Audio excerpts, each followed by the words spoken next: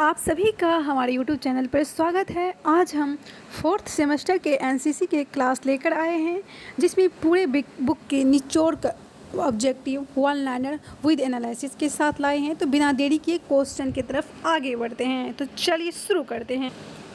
तो पहला क्वेश्चन ये रहा हमारी स्क्रीन पर, एनसीसी की स्थापना कब हुई थी? तो इसका आंसर हो जाएगा 15 जुलाई 1948 ईस्वी। एक्सप्लेन, एनसीसी की स्थापना 15 जुलाई 1948 को हुई थी। ये बहुत इंपॉर्टेंट क्वेश्चन आंसर है। इसको बहुत अच्छे से आपको 2-4 बार इस वीडियो को रीडिंग करना है, उसके बाद एग्ज़ाम देने के लिए जाइएगा। आपको एक भी क्वेश्चन नहीं होगा गलत। तो चलिए दूसरा प्रश्न है, एनसीसी का पूरा नाम क्या है? उसका आंसर होगा नेशनल कैडेट कॉर्प्स। एनसीसी का पूरा नाम नेशनल कैडेट कॉर्प्स है। तीसरा प्रश्न है, एनसीसी का मोटो क्या है, यानी कि उद्देश्य क्या है? तो इसका उत्तर हो जाएगा यूनिटी एंड डिसिप्लिन, यानी एकता और अनुशासन। एक्सप्लेन, एनसीसी का आदर्श वाक्य यूनिटी एंड डिसिप्लिन है। तो आप सभी को याद रखना है। चौथा प्रश्न है, एनसीसी का प्रतीक चिन्ह यानी सिंबल क्या है? तो इसका उत्तर हो जाएगा एक ढाल, यानी शील्ड। एक ढाल एनसीसी का प्रतीक चिन्ह है। एनसीसी का प्रतीक चिन्ह एक ढाल है, जिसमें 3 रंग होते हैं, जो कि आपको आगे दिखाई दे रहा है। पांचवा प्रश्न है, एनसीसी के 3 रंग कौन कौन से हैं? तो इसका आंसर हो जाएगा लाल, नीला और हल्का नीला, जो कि आगे आपको मैंने और फोटो भी दे दिए हैं। ये रंग क्रमशः थल सेना, नौसेना और वायुसेना का प्रतिनिधित्व करते हैं। तो थल सेना का हो जाएगा लाल रंग, नौसेना का हो जाएगा नीला रंग, वायुसेना का हो जाएगा हल्का नीला रंग। छठा प्रश्न है, एनसीसी के डायरेक्टर जनरल डीजी कौन होते हैं? तो इसका आंसर हो जाएगा लेफ्टिनेंट जनरल रैंक के अधिकारी। एनसीसी के महानिदेशक आमतौर पर सेना के लेफ्टिनेंट जनरल रैंक के अधिकारी होते हैं। सातवां प्रश्न है, एनसीसी मुख्य रूप से किसके लिए होते हैं? तो एनसीसी मुख्य रूप से विद्यार्थियों के लिए होते हैं। एनसीसी स्कूल और कॉलेज के विद्यार्थियों के सर्वांगीण विकास के लिए है। आठवां प्रश्न है, एनसीसी में शामिल होना अनिवार्य है या स्वैच्छिक? इसका आंसर हो जाएगा स्वैच्छिक। जो बच्चे अपने इच्छा के अनुसार एनसीसी करना चाहते हैं वही ज्वाइन कर सकते हैं, ना कि सभी। एनसीसी में शामिल होना विद्यार्थियों के लिए स्वैच्छिक है, वो अपने अनुसार ज्वाइन कर सकते हैं। 9वां प्रश्न है, एनसीसी का मुख्य उद्देश्य क्या है? तो अनुशासन, नेतृत्व और राष्ट्र सेवा की भावना विकसित करना। एनसीसी का उद्देश्य अच्छे नागरिक बनाना और राष्ट्र के प्रति समर्पण की भावना जगाना है। 10वां प्रश्न है, एनसीसी के 3 मुख्य उद्देश्य कौन कौन से हैं? तो इसका आंसर हो जाएगा चरित्र निर्माण, नेतृत्व विकास और राष्ट्र सेवा। एनसीसी का लक्ष्य चरित्र निर्माण, नेतृत्व विकास और राष्ट्र सेवा है। इसी के साथ प्रश्न 11 की तरफ आगे बढ़ते हैं। तो प्रश्न 11 है, चूँकि हम 100 प्रश्न लेकर आए हैं पूरे बुक के निचोड़ पढ़ के, और पूरे बुक से जो भी इम्पोर्टेंट टॉपिक थे वो सभी हम यहाँ पे लेकर आए हैं। तो 11वां प्रश्न है, एनसीसी की पहले 10वां प्रश्न, हाँ, एनसीसी कैडेट का दायित्व क्या है? तो इसका आंसर हो जाएगा अनुशासन का पालन करना और समाज सेवा करना। कैडेट को अनुशासन में रहकर समाज और राष्ट्र की सेवा करनी चाहिए। क्या करनी चाहिए? कैडेट को अनुशासन में रहकर समाज और राष्ट्र की सेवा करनी चाहिए। 11 नंबर प्रश्न है, एनसीसी की प्रतिज्ञा यानी ओथ में क्या संकल्प लिया जाता है? तो देश की एकता और अखंडता की रक्षा करने का संकल्प लिया जाता है। कैडेट प्रतिज्ञा कराता है कि वह देश की सेवा ईमानदारी और निष्ठा से करेगा। 12 प्रश्न है, ड्रिल का मुख्य उद्देश्य क्या है? अनुशासन और एकरूपता विकसित करना। ड्रिल का मुख्य उद्देश्य होता है अनुशासन और एकरूपता विकसित करना। ड्रिल से कैडेट में अनुशासन, समय की पाबंदी और टीम भावना आती है। 13 प्रश्न है, सावधान यानी अटेंशन का अर्थ क्या है? तो इसका आंसर हो जाएगा सीधे और सतर्क खड़े होना। इस स्थिति में दोनों पैर मिले रहते हैं और शरीर सीधा व सतर्क रहता है, जो कि आप आगे एक तस्वीर में देख सकते हैं 13 प्रश्न के सामने। 14 प्रश्न है यानी कि 14, विश्राम स्टैंड एट एज क्या अर्थ है? इसका अर्थ क्या है? तो इसका अर्थ हो जाएगा विश्राम का अर्थ आराम की स्थिति में खड़े रहना। इस अवस्था में एक पैर थोड़ा बाहर रहता है, हाथ पीछे जुड़े रहते हैं। तो 14 नंबर प्रश्न का आंसर आराम की स्थिति में खड़े रहना विश्राम का अर्थ है। 15 नंबर है आराम यानी स्ट्रैटेजी से आराम से का क्या अर्थ है? आराम से कोई चीज़ बोले ना आराम से, तो इसका आंसर हो जाएगा शरीर को थोड़ा आराम देना। इस स्थिति में कैडेट थोड़ा आराम कर सकता है लेकिन अपनी जगह पर रहता है, जैसे आप आगे तस्वीर में देख सकते हैं। 16 प्रश्न है दाएं मुड़। आप देखते होंगे कहीं कहीं एनसीसी के जो प्रैक्टिस कराए जाते हैं स्टूडेंट लोगों को बोला जाता है राइट टर्न।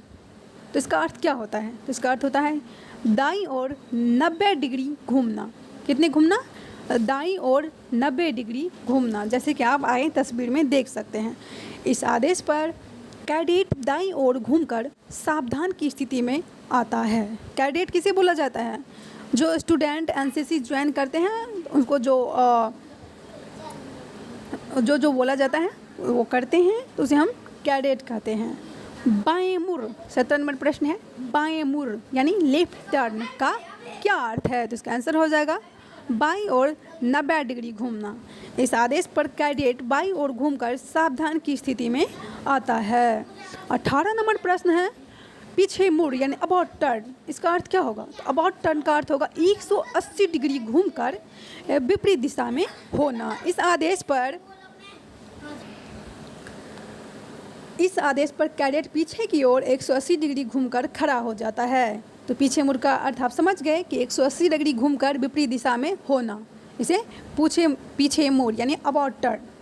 19 नंबर प्रश्न है क्विक मार्च का क्या अर्थ है? क्विक मार्च का अर्थ है मार्च शुरू करना। इस आदेश पर सभी कैडेट एक समान गति और ताल में आगे बढ़ना शुरू करते हैं। 20 नंबर प्रश्न है हाल्ट का क्या अर्थ है? तो इसका अर्थ हो जाएगा रुक जाना। इस आदेश पर सभी कैडेट एक साथ निर्धारित तरीके से रुक जाते हैं। जैसे ही वहाँ पे बोला जाता है हॉल्ट, तो एक चाल में सभी स्टूडेंट एकदम स्टॉप हो जाते हैं, रुक जाते हैं, इसे हम कहते हैं हॉल्ट। और 21 नंबर प्रश्न है परेड का क्या अर्थ है? कैडेट द्वारा अनुशासित एक समान चाल, गति और वेशभूषा के साथ चलते हैं, जिसे हम परेड कहते हैं। कैडेट द्वारा अनुशासित ढंग से सामूहिक रूप से किया गया ड्रिल प्रदर्शन परेड कहलाता है। कैडेट द्वारा अनुशासित ढंग से सामूहिक रूप से किया गया ड्रिल प्रदर्शन परेड कहलाता है। 22 नंबर प्रश्न है परेड का मुख्य उद्देश्य क्या है? तो इसका मुख्य उद्देश्य है अनुशासन, एकता और समन्वय विकसित करना। इससे कैडेट में आदेश पालन, समय की पाबंदी और टीम भावना विकसित होती है। परेड का मुख्य उद्देश्य क्या है? अनुशासन, एकता और समन्वय विकसित करना। 23 नंबर प्रश्न है सैल्यूट सलामी क्यों दी जाती है? सम्मान प्रकट करने के लिए सलामी दी जाती है। आप देख सकते हैं तस्वीर में किसी को जैसे कोई सेक्रेटरी वगैरह कहीं से कोई आईएएस गुजर रहे होते हैं तो उन्हें सैल्यूट करते हैं यानी उनका सम्मान प्रकट करते हैं। एनसीसी में वरिष्ठ अधिकारी राष्ट्रीय ध्वज और महत्वपूर्ण अवसरों पर सलामी दी जाती है।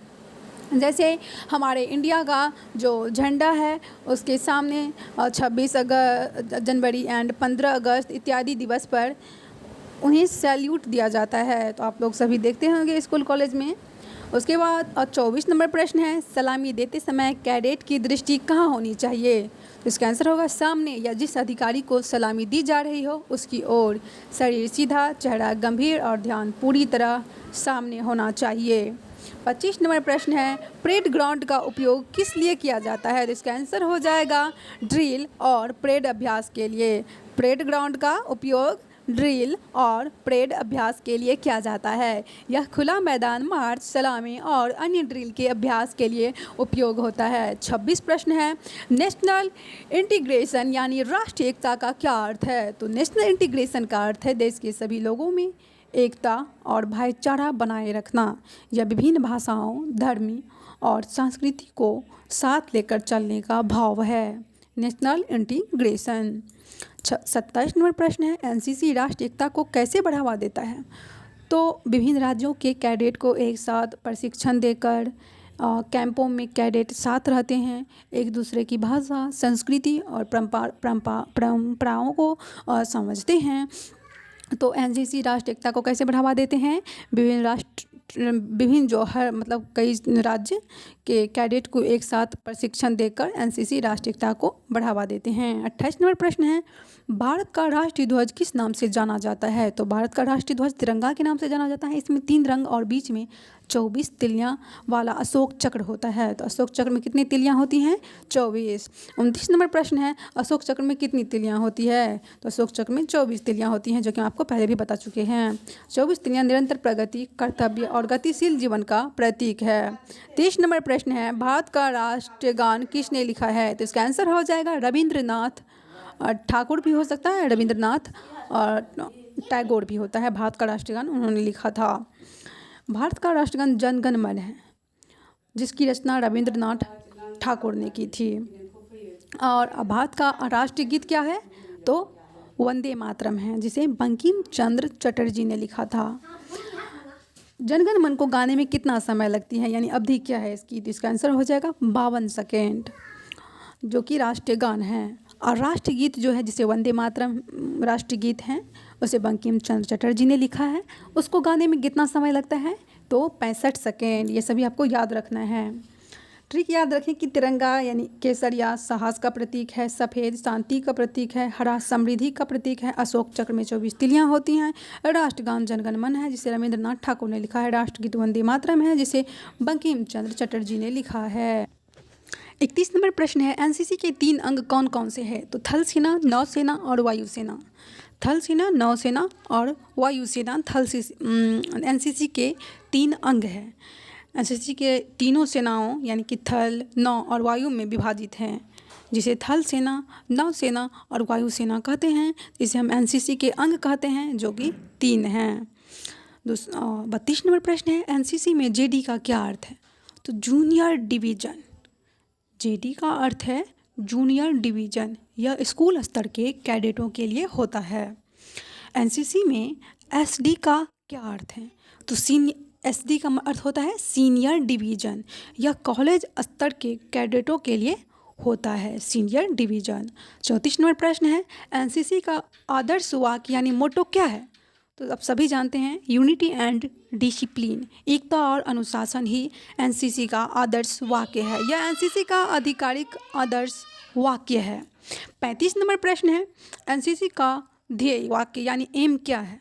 चरित्र निर्माण, नेतृत्व विकास और राष्ट्र सेवा। एनसीसी का उद्देश्य अच्छे नागरिक बनाना और राष्ट्र के प्रति समर्पण की भावना जगाना है, यानी कि चरित्र निर्माण, नेतृत्व विकास और राष्ट्र सेवा के प्रति जागरूक करना है। तो एनसीसी का ध्येय क्या है, जान चुके हैं। 36 नंबर प्रश्न है, एनसीसी का ध्वज यानी फ्लैग कैसा होता है? तो एनसीसी का ध्वज गहरा लाल, गहरा नीला और हल्का नीला होता है, जो कि सामने तस्वीर में आपको दिख रही है। एग्जाम में आपको पूछेगा कि एनसीसी का ध्वज कैसा होता है, तो आप कहेंगे गहरा लाल, गहरा नीला और हल्का नीला। और तीनों रंग क्रमशः थल सेना, नौसेना और वायुसेना का प्रतिनिधित्व करते हैं। 37 नंबर प्रश्न है, एनसीसी की स्थापना में किसका नेतृत्व था? तो एनसीसी की स्थापना में सरदार वल्लभ भाई पटेल का सबसे अहम नेतृत्व था। वे स्वतंत्र भारत के गृह मंत्री थे। उनके नेतृत्व में एनसीसी की स्थापना हुई है। 38 नंबर प्रश्न है, एनसीसी में कैडेट की आयु सीमा क्या होती है? तो एनसीसी में 13 से 26 वर्ष होती है लगभग। एनसीसी में कैडेट की आयु लगभग 13 से 26 वर्ष होती है। जेडी के लिए 13 से 18 वर्ष और एसडी के लिए 18 से 26 वर्ष, ये आपको याद रखना है। 39 प्रश्न, एनसीसी में प्रवेश स्वैच्छिक है या अनिवार्य? ये स्वैच्छिक है। एनसीसी में प्रवेश लेना कैडेट की इच्छा पर निर्भर करता है, अपने अनुसार वो एनसीसी ज्वाइन कर सकता है। 40 नंबर प्रश्न है, एनसीसी का दिन कब मनाया जाता है, यानी एनसीसी डे कब मनाया जाता है? तो ये 28 नवंबर को मनाया जाता है। हर वर्ष 28 नवंबर को एनसीसी डे मनाया जाता है। आपको एग्जाम में पूछ सकते हैं कि एनसीसी दिवस कब मनाया जाता है, तो ये 28 नवंबर हो जाएगा। 3 अंग याद रखो, जैसे कि थल का लाल होगा, नौसेना का नीला हो जाएगा, वायुसेना का आसमानी नीला हो जाएगा। मोटो यानी कि एकता और अनुशासन, एनसीसी का मोटो है एकता और अनुशासन। 41 नंबर प्रश्न है, एनसीसी में परेड का मुख्य उद्देश्य क्या होता है? तो अनुशासन, एकरूपता और टीम भावना का विकास करना। परेड से कैडेटों में अनुशासन, समय की पाबंदी, एकरूपता और टीम भावना विकसित होती है। 42 नंबर प्रश्न है, एनसीसी में अटैचमेंट कैंप क्या होता है? तो इसका आंसर हो जाएगा सेना की विभिन्न इकाइयों के साथ लाया जाने वाला शिविर। यह कैंप कैडेटों को आर्मी, नेवी और एयरफोर्स की कार्यप्रणाली को नज़दीक से समझाने या समझने का अवसर देता है। 43 नंबर प्रश्न है, एनसीसी में एनआईसी का पूरा नाम क्या है? तो इसका आंसर होगा नेशनल इंटीग्रेशन कैंप। यह कैंप देश के विभिन्न राज्यों के कैडेट को एक साथ लाकर राष्ट्रीय एकता और भाईचारे को बढ़ाता है। सामने आप तस्वीर देख सकते हैं नेशनल इंटीग्रेशन कैंप का। 44 नंबर प्रश्न है, एनसीसी में आरडीसी का क्या अर्थ है? इसका आंसर हो जाएगा रिपब्लिक डे कैंप, यानी रिपब्लिक डे कैंप।